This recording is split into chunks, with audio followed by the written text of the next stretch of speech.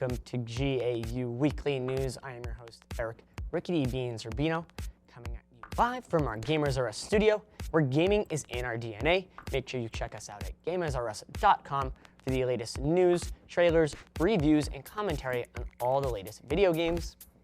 But let's get right into the greatest gaming news from this past week.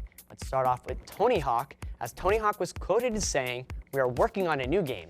Now, we're all excited about the idea of another Tony Hawk game, as long as it's from the pre-American Wasteland era. Nothing from after that, nothing with a peripheral, please.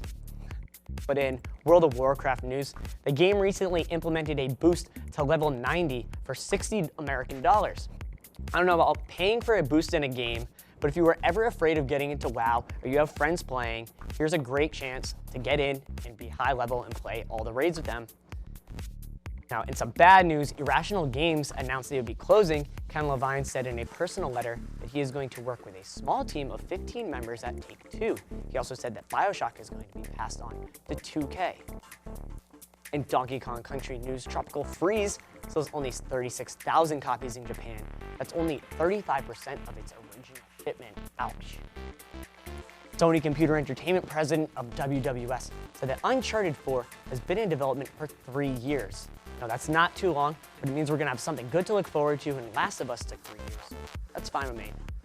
But in other Sony news, PlayStation 4 is going to remain in limited supply until April, so keep an eye out in stores if you want one. However, you may be able to find one before that. One more Sony news. The Sony Pictures department is planning on producing a film about the Sega and Nintendo console wars of the early 1990s. Sony Pictures and Scott Rudin of Moneyball and Social Network fame are developing the console wars movie as a feature film to be directed by Seth Rogen and Evan Goldberg, the guys who made Knocked Up and Superbad. Well, Rogen and Goldberg are writing the screenplay for the drama, but the writer of the book is serving as an executive producer and co-directing a documentary on the same subject, with Rudin, Rogen, and Goldberg producing the documentary as well. I'm excited for that. Well, Duke Nukem Forever is in trouble again. Developer Gearbox Software filed suit against 3D Realms and Interceptor Entertainment this week over the two companies' use of the Duke Nukem intellectual property, alleging trademark and copyright infringement, unfair competition, and breach of contract. The problem? Duke Nukem Mass Destruction. Gearbox says that Mass Destruction will make unlawful use of Gearbox's IP, according to the complaint.